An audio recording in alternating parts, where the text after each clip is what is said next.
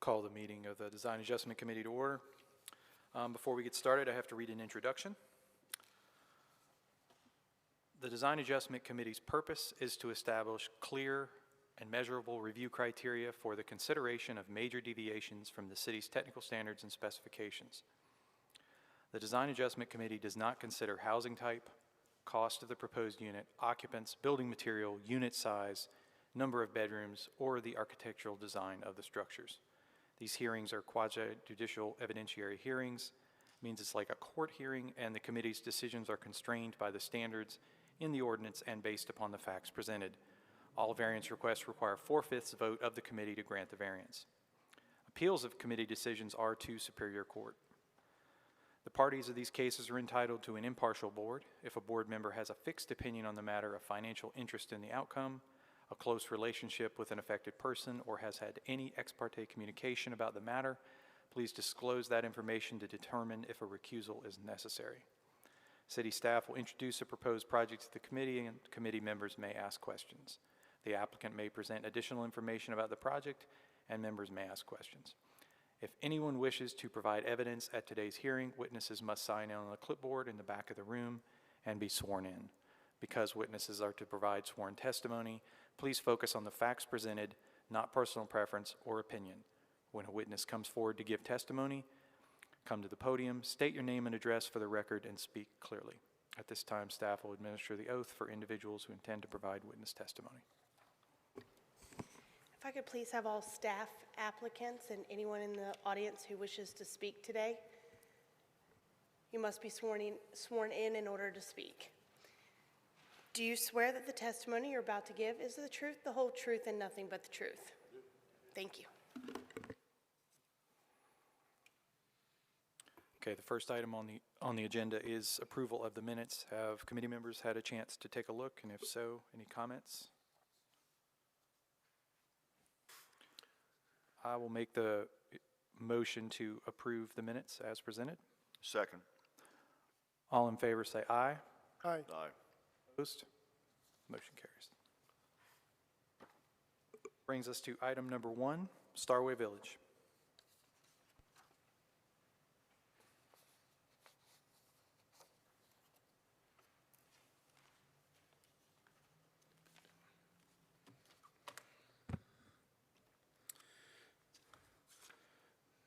To give you history, the Starway Drive-In Theater, located on the larger rear portion of the property, operated in 1955 as a 700 vehicle outdoor car theater. It closed in 1985, and the Starway Flea Market opened shortly after, and operated on the site up to this year. On December 1st, 2021, the City Council rezoned the site to MD17, high density and multiple dwelling residential district. On February 16, 2022, the Design Adjustment Committee, acting as the former Subdivision Review Board, approved a preliminary plan for a 4-lot subdivision, including the construction of a public street and utility extensions. A 278-unit multi-dwelling development, including the extension of Maryland Avenue to Carolyn Beach Road, is under formal review with TRC at this time. The applicant has requested 2 adjustments listed in attachment 3 of your package.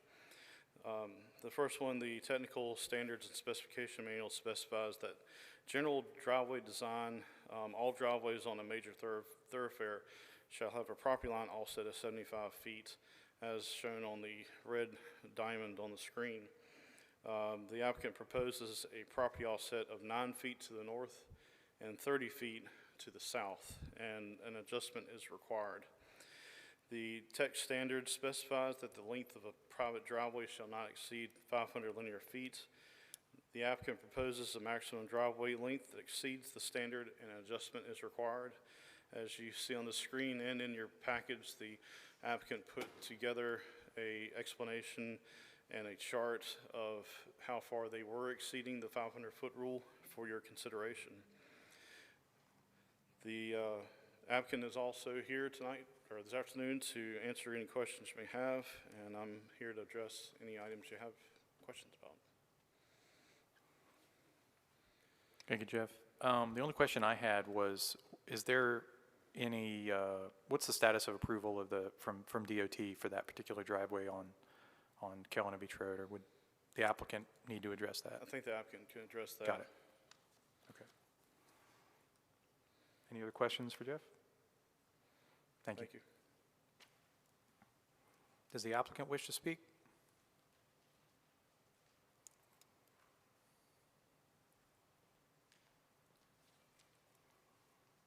Good afternoon. My name is Chris Bostic. I'm with Kimley Horn, 421 Fayetteville Street, Raleigh. Thank you for the time this afternoon to discuss the two requests, and I wanted to hit on both of them just briefly and then answer your question with respect to DOT. First off, with respect to the driveway itself, one of the extenuating circumstances with that driveway is the general shape of the property. There is a small sliver of property that does front Carolina Beach Road in that location. We are proposing for that driveway to be a limited access. You would only be able to make a right out. You could not make a left out. There would be no ingress movement whatsoever from Carolina Beach Road. All of those items were, the access was addressed in the traffic study that's been submitted to the city, approved by the city, been submitted to DOT.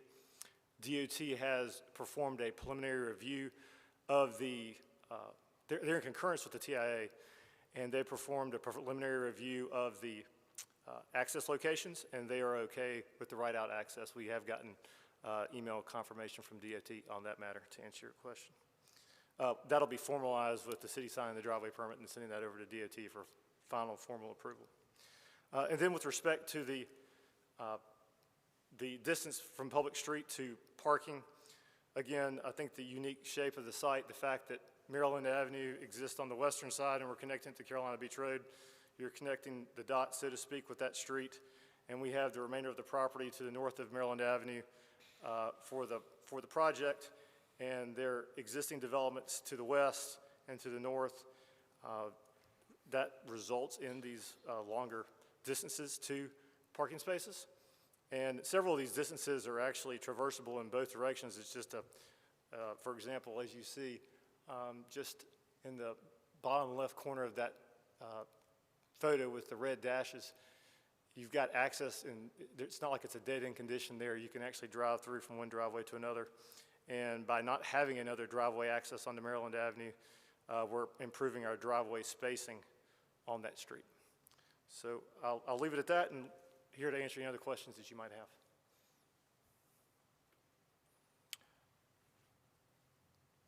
I assume that the driveway satisfies DOT dimensional requirements on Carolina Beach Road?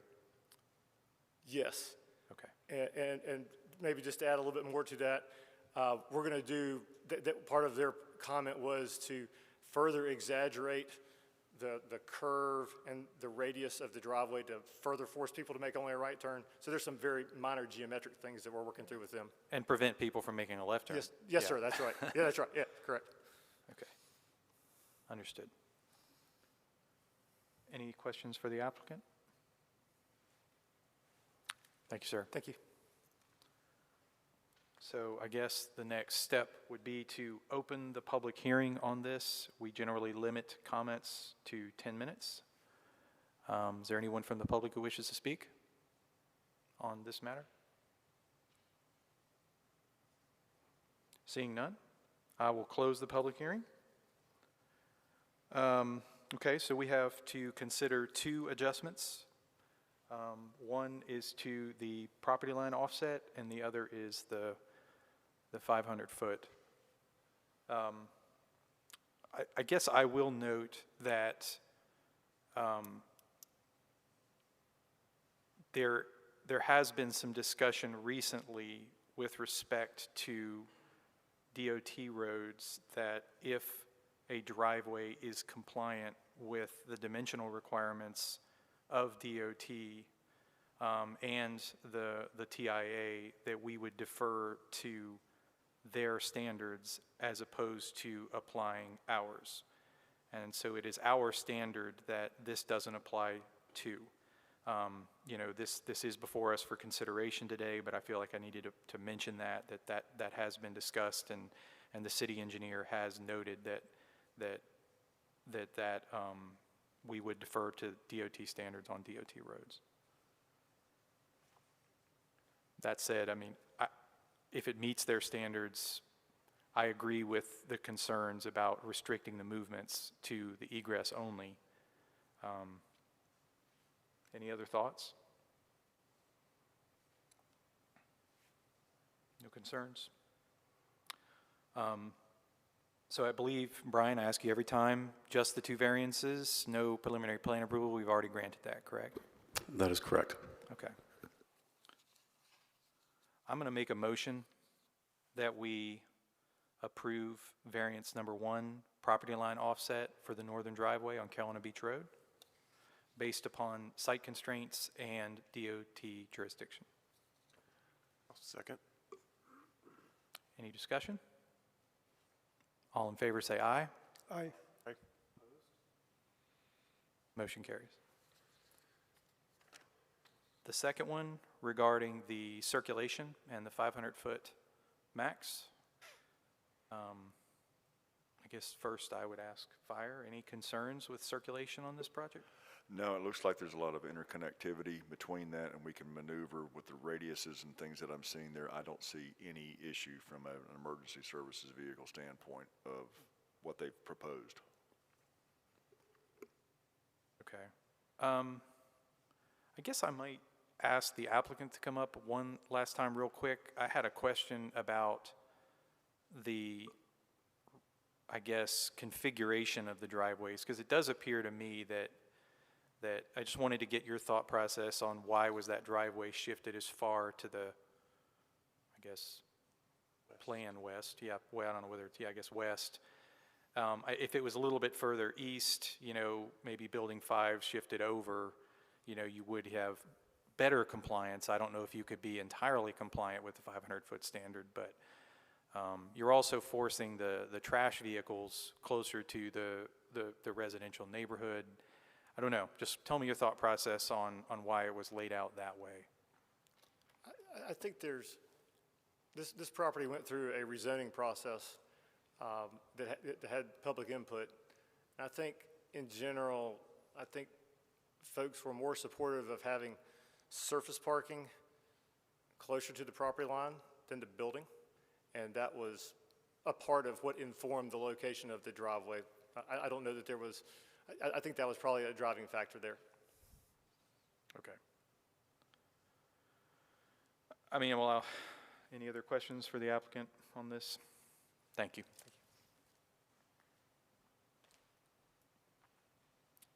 Any other concerns, discussion?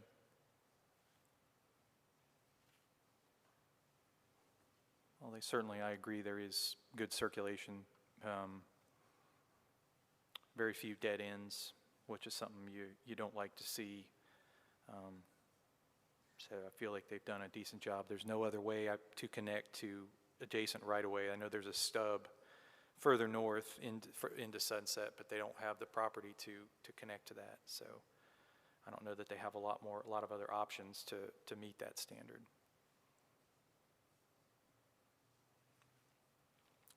Anyone have a motion? I'll make a motion to approve variance number 2 regarding the 500, exceeding the 500-foot driveway length with the justification based on the site layout that had been addressed during the public hearing comments to keep the buildings away from, a little further away from the existing buildings, kind of facilitated the need to move the driveways in the orientation they are. And with the interconnectivity within the site not requiring fire EMS vehicles to have to reverse to get out of the parking area. I'll second that. Okay. Any other discussion? All in favor say aye. Aye. Opposed? Motion carries. I believe that concludes agenda item number 1.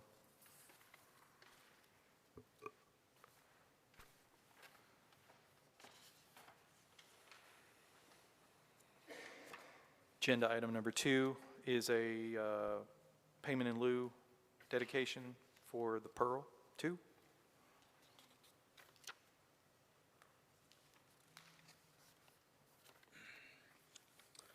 Yes, it's for the Pearl 2. The site is located on the northeast corner of the intersection of South Third and Wooster Streets, and is approximately 1.4 acres in size. In the coming month, the project is going to the Planning Commission to rezone the site from UMX and R3 to UMX CD for a proposed mixed-use building. Section 1844 of the Land Development Code requires lots located in the UMX that are 1 or more acres in size set aside a minimum of 10% as dedicated open space. Section 18507 of the Land Development Code stipulates that the Design Adjustment Committee may allow a payment in lieu of open space dedication set aside as a combination of dedication and payment. If the Design Adjustment Committee approves a pay in lieu for the dedication, the amount of such payment shall be the product of the number of acres dedicated and the average fair market value of the land being subdivided at the time of submission of this preliminary subdivision. The Design Adjustment Committee shall determine the value of the land based on the value of the land for tax purposes, the fair market value information submitted by the developer, and other relevant information. As an aside, I did put up a definition of what open space is. It's land set aside to remain undeveloped without buildings or structures. So that could be green space that has walking trails or picnic tables, some sort of outdoor area. It could also be a wetland for passive recreation as well. It was determined by city staff that they could not place a unit or something dedicated inside the building as open space. It would have to be on the ground. That's why we're here today. This is all included in your staff report as well as in the applicant's waiver request. The required open space is 6,270 square feet. You see the tax market value and the proposed payment in lieu option. As a reminder, the payment in lieu would be required prior to the approval of the final recombination plat that we normally get right before construction release. I'll be happy to answer any questions. I believe the applicant is here to make a presentation as well. If I just to, for my own head, get a little clarification on open space. At the very end, you mentioned it must be at ground level. Yes. So rooftop, that's not eligible if there were recreation facilities on a rooftop, that's not We have applicable. kicked around lots of ideas concerning that, and based on the definitions that we have in the code, it was determined that something within the building or a green roof, rooftop terrace, those sorts of things wouldn't be considered open space. Just an amenity, not considered open space. Right. Okay. Thank you. Jeff, my only question would be the definition, I guess, in the code, payment in lieu of dedication may be approved when conditions exist such that providing the entire amount of required open space set aside is not reasonable and the recreational needs of the development can be adequately met. What does that mean? I don't know how you determine if the recreational needs of a development can be met without open space. Would that be a question for the applicant? I mean, I guess my question would be for you is, how would a sort of urban project sort of like this, how would they typically meet their recreational needs? Is there park property nearby that would suffice? What do you think? It's a great question, and it definitely posed that to the applicant.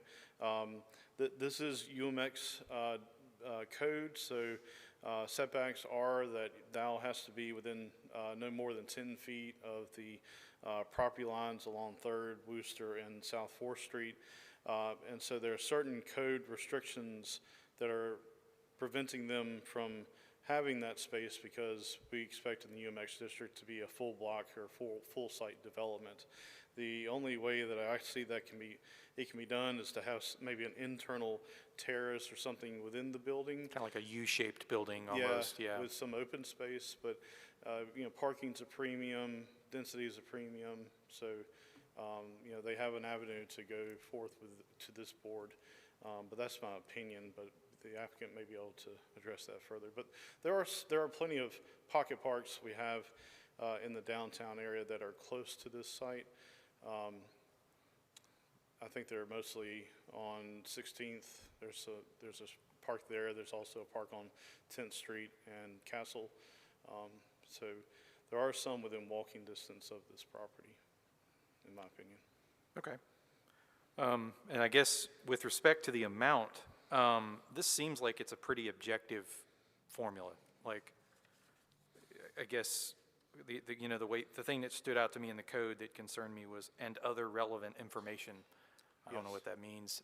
It seems like the tax value has been used typically for this sort of calculation when you've had it in the past. Sure. So looking back at the history of the times that we've accepted open space, either with the DAC or the SRV, typically we've looked at just the tax value of the property.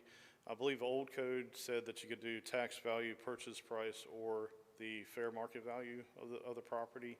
But in looking at how we have approached this in the past for other cases, we've mostly just looked at tax value. Okay. That seems to be the most tangible, factual one that we could find other than getting an appraiser involved. Understood. Any other questions for Jeff? Thank you.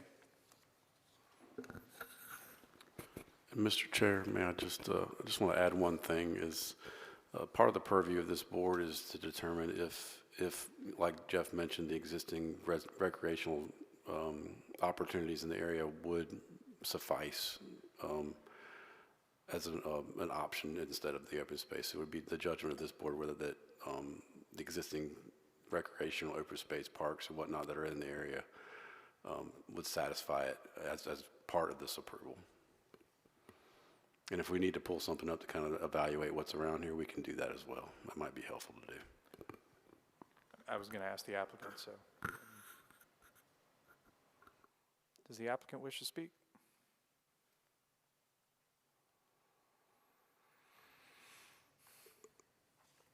Good afternoon. My name is Michael Beckley. Live at 1010 Nut Street, apartment 1212. I represent the ownership group. Happy to answer any questions. I will say a couple things just to start based on comments. Our initial take in asking for the open space requirements and the code requirements was to determine if we could put the space inside the building. This plan unfortunately does not show our conditional district rezoning application, which has a lot more information on it. But we intend to have an elevated podium with recreational space, a commercial leasing space, a fitness area, and potentially a small dog run if possible. That will suffice for all the residents here, as well as the campus that we're intending to create with the mini Pearl and the Pearl units that are adjacent to us.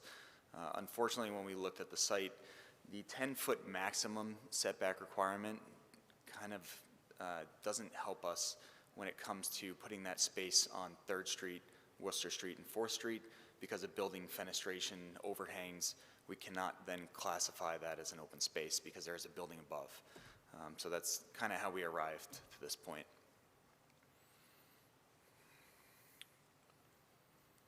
It looks like you've got 20 feet over there on the 4th Street side.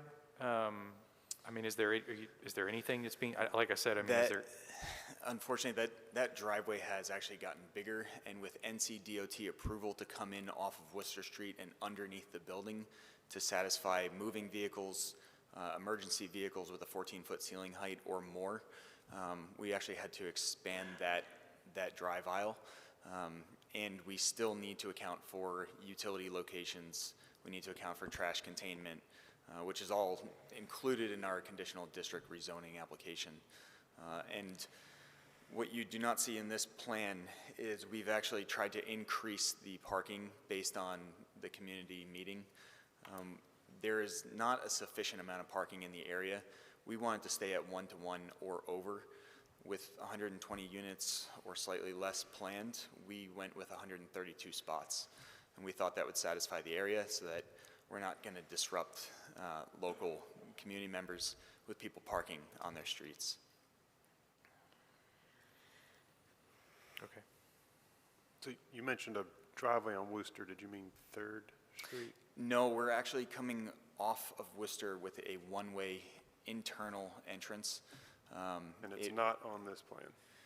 Not on this plan, and unfortunately, I don't know, I think we had sent over the application updates last week.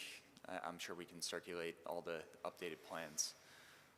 But NCDOT's preference was that we come in off of Worcester and we stay off of South 4th Street. South 4th Street is not a connecting street, so it's very, very limited in the width currently.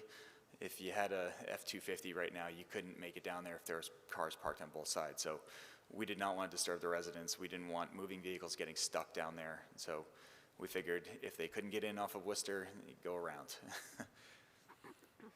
So you said the Mini Pearl's right across the street, correct? The Mini Pearl is on 4th? the opposite side of South 4th. So the Pearl and the Jewel. That was Spitrino Builder. I do not believe he had the same requirements that we do because the land development code changed after he built it. In the same requirements as far as open space. Open space as well as his turning off of Worcester. He actually has an entrance back onto Worcester, which NCDOT was no longer comfortable with. Okay. They would only allow us to have an ingress only. Okay. Well, I don't know that the entrance is part of the purview of open space, but interesting discussion. Any other questions for the applicant? I mean, I guess, so you said you had an elevated, you called it an elevated podium for, what does that mean? I'm sorry. Correct. So this is a 3/1 structure, so the parking would be on the bottom grade. It's a 2-tiered parking level due to the topography of the site. It's almost an 11-foot grade change across the site. So on the second level, it's a U-shaped building, and there is a podium level, which is an outdoor open space recreational facility for the tenants. Okay. So it would be something like a Tile Tech or a paver hardscape with AstroTurf and amenity space for residents.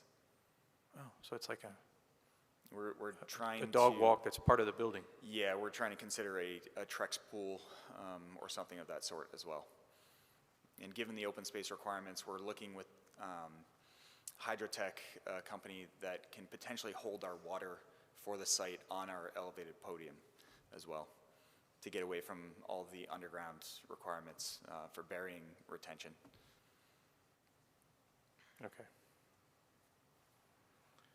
So that levels, to use the verbiage in the justification, is there to meet the needs of the residents' recreational uses primarily, but you still can't meet the code, therefore we're here. In our eyes, yes, but Okay. it does not qualify for open space in the code. Okay. Can you specify the square footage of that?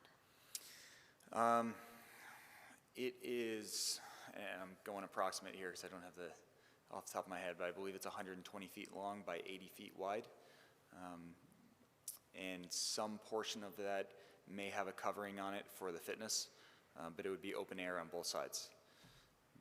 And when we meet with the conditional district rezoning at the end of this month, we have renderings and plans in place.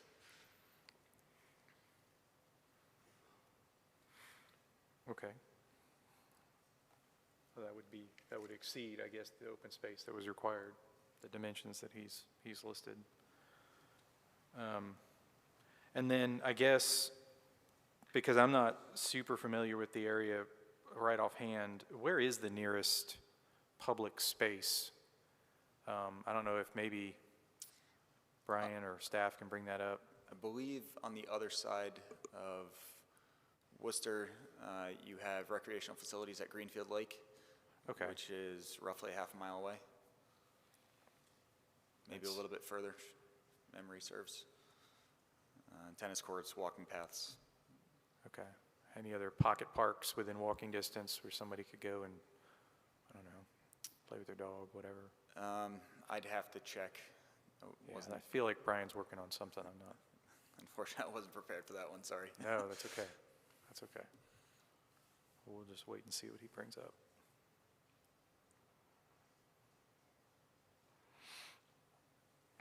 Sorry for all the questions. This is a new one for us, so we're trying to get educated and understand the needs here.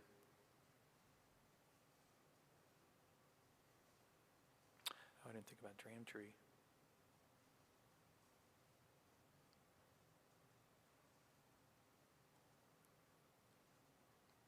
So Okay. I see a small green space north of Worcester. I'm not sure what that one is, if that's the Martin Luther King Park.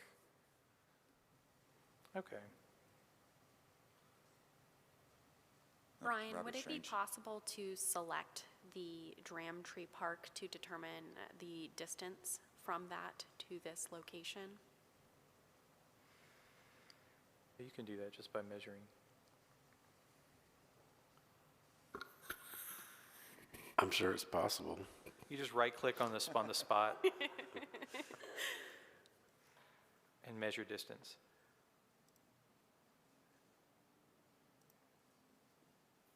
Thank you. You're very welcome. Okay. So you have Dramtree Park there on the riverside, and then the Robert Strange Park is all the green stuff at the top right. That's also that 10th castle sort of area.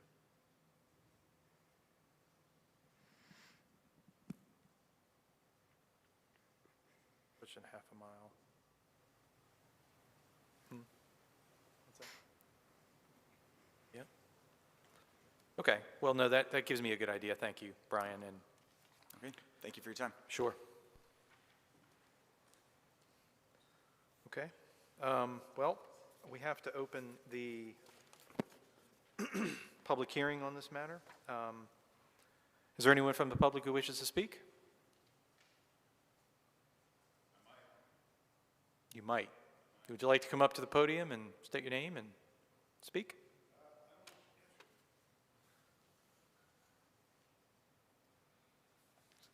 Afternoon. Hello. Nick Lytle, 711 South 4th, across the street there. I'm sorry, tell me your name again. I'm to your left. Nick Lytle. Thanks. It's Lytle.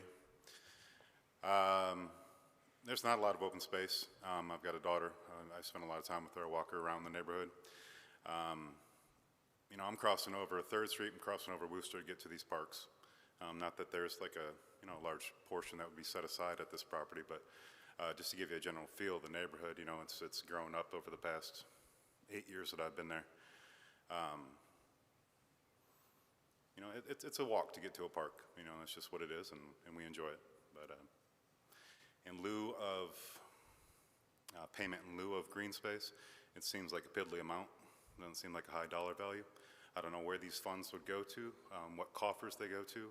Does it go to the city fund directly or to the city's budget? And where do these funds go if there was a payment in lieu of a green space or any other project for that matter? The funds, excuse me, the funds are set aside for Parks and Recreation. So there is a specific account that they go into specifically for that. And that's all parks in the county or the city or, you know, I believe whatever it's supposed to be for parks within the area. We don't have defined geographies for that, but it's generally within this area. Those funds are supposed to be distributed for improvements. I don't know, do you have time and that's it, and I can go away and come back up, or I'm not necessarily opposed to any questions in here, more just to learn about the project, being that it does affect my family and myself directly, and you know, the whole neighborhood there. So. Well, I mean, I don't think this is necessarily a question and answer type situation, but it's, I mean, we definitely would like to hear your thoughts on the project, any concerns with open space, anything relevant to the project and the variance or before us right now. Okay. See you tomorrow, I assume, right? See you tomorrow, I assume? There's another meeting tomorrow about this, Oh, I guess so. Oh, was that the Board of Adjustment? Oh, okay. I'm not sure. So, Different people. Different people, but cool, thanks. thank you.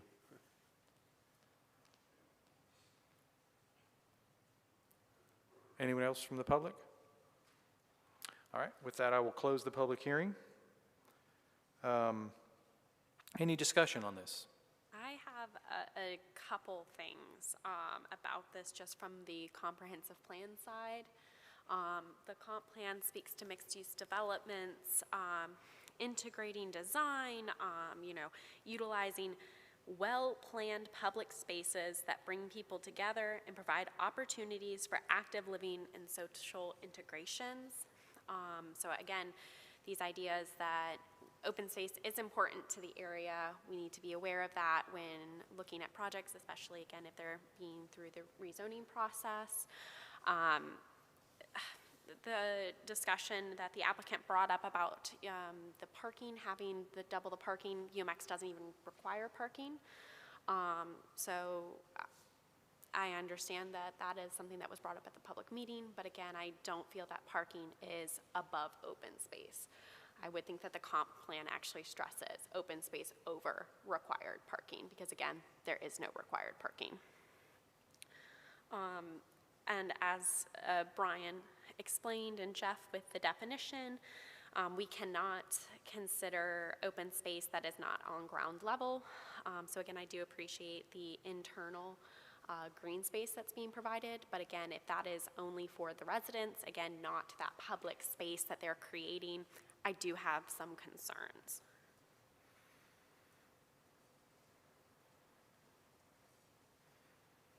Okay. Any other discussion?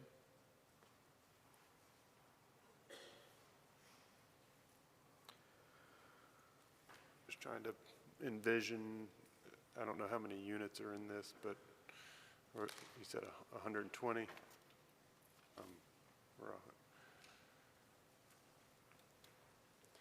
There are 108 units, Okay. 18 studio, 42 one-bedrooms, and 48 two-bedrooms.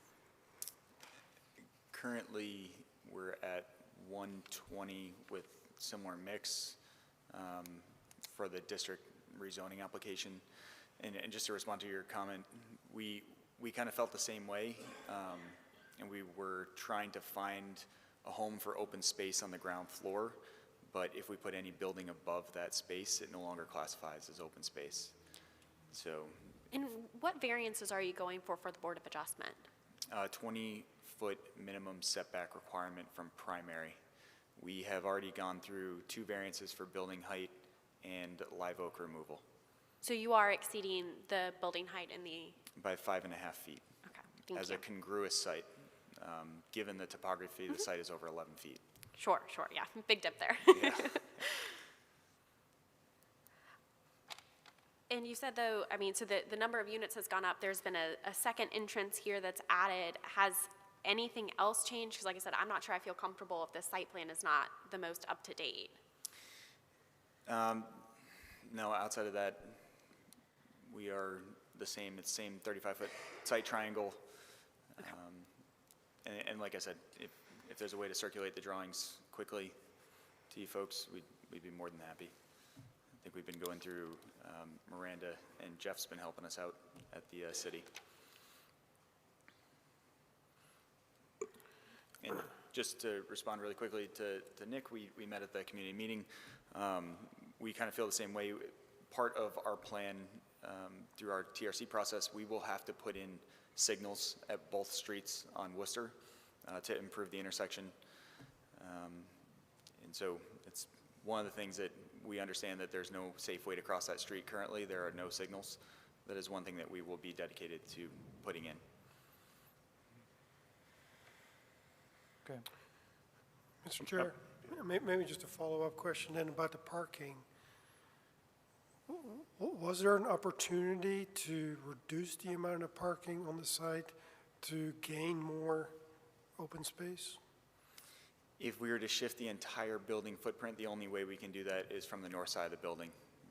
So it's however much you take away from the building is what parking you lose, what units you lose above, and that's the open space that you get. So with a 1.4 acre site, 60,000 square feet, we would be required to provide a 6,000, 10% open space requirement.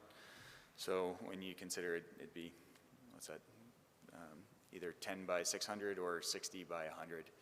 So it's quite a substantial amount of land that's lost for parking and everything else. What are we looking at here? I'm sorry. This is a different site plan. Oh, there you go. That is our recent site plan. So you can see the entrance with the elevators is on the south side of the page there. The site triangle carve out on 3rd and Worcester is for visually being able to look through the building for vehicles making the right-hand turn. And that is a 2-tiered parking structure. So essentially you would turn in off of Worcester and you can either drive straight through and out onto South 3rd, or you can access either one of those parking lots. So the right-hand side of the page is lower and the left-hand side is higher.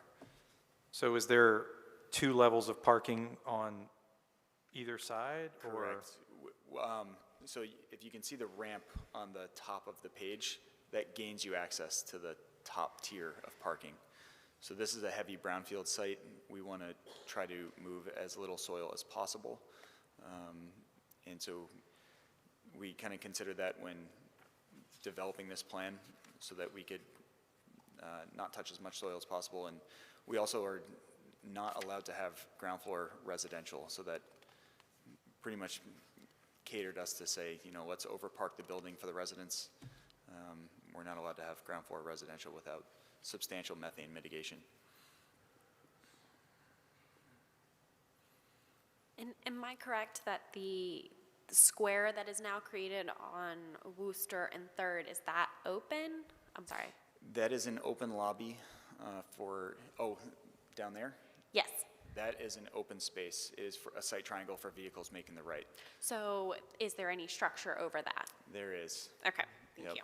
So at ground level, you look through, but then above, it would go to the property corners. It'd be a 13.5-foot cutout in the building so that you could look right when you're making the right-hand turn. It's a requirement by the traffic engineering and also the code. Is there a driveway off of 4th Street in this proposal? Or is it only off of Worcester? No driveway on South 4th. Worcester is an egress only, and then if you look at the top of the page, I believe that's a 24-foot lane that is an in and out. So you'd be able to make the right off of South 3rd to come into the building, and you'd also be able to exit there. All vehicles come and go through that entrance? Or the Worcester Street I entrance. thought you said that was egress only. You can come in, yes. Ingress. Ingress or egress? Ingress. Ingress only? Ingress Okay. only. Yep. But it's not out? You can only make the right into the project off of Worcester. Okay. Is that on 3rd Street at that driveway, is that also a cutout for sight distance, that little rectangle? That is a commercial space for the UMX Okay. requirement. Okay.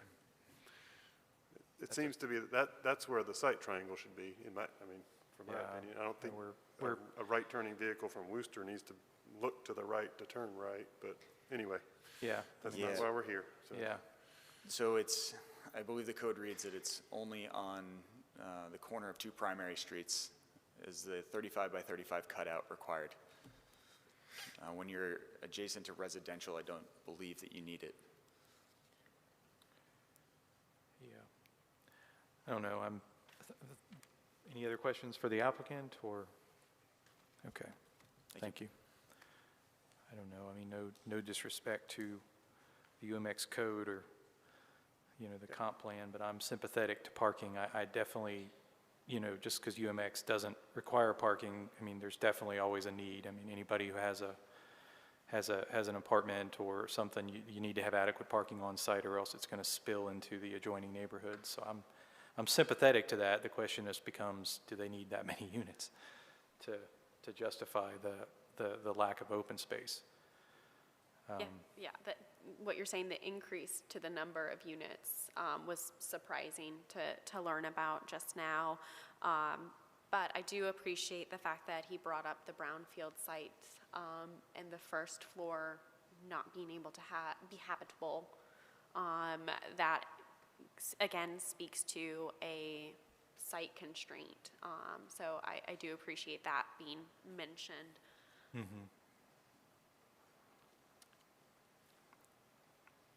I guess I also can appreciate the fact that they're providing, I don't know, I mean, maybe you can elaborate on this. I don't know, I mean, what the intent of open space is. Is the intent for it to be public used or only for the use of the residents or customers, you know, associated with that particular project? It looks like Brian wants to answer. Typically, when we have an open space common area set-aside requirement for a UMX or multifamily or whatnot, it's private. It would be for the private use of the residents.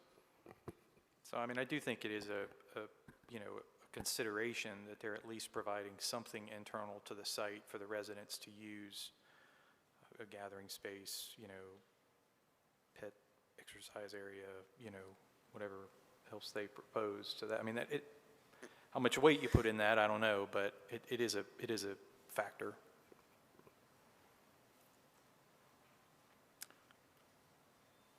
So, where are we at?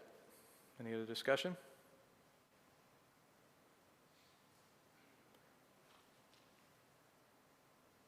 Any motions?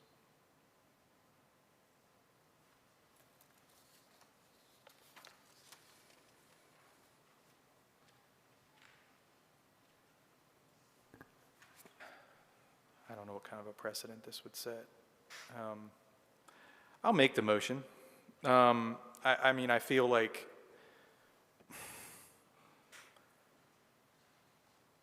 I'm sympathetic to the parking if, you know, they are providing, they have a bona fide site constraint with the grade on the property, the Brownsfield, and they're providing on-site recreation, so they're meeting the needs. What does the code say? In my opinion, you could make the argument that they're, I have to get to it, sorry. The recreational needs of the development can adequately be met. Thank you, Abby, for that. I think they can meet those needs on site, and we can accept the open space payment in lieu with the 2 conditions recommended by staff.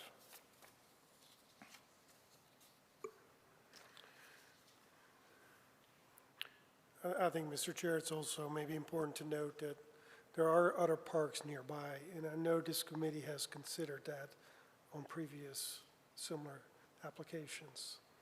So I think it's worth at least noting that those parks are also available in addition to all the points that you made. Okay. Thank you. So I think that's the motion. I'll second that emotion, or that motion. Any other discussion? All in favor say aye. Aye. Aye. Opposed? Motion carries. And that's the only thing to consider on this project. Thank you. All right. Well, if that's it, that concludes the meeting. Thank you.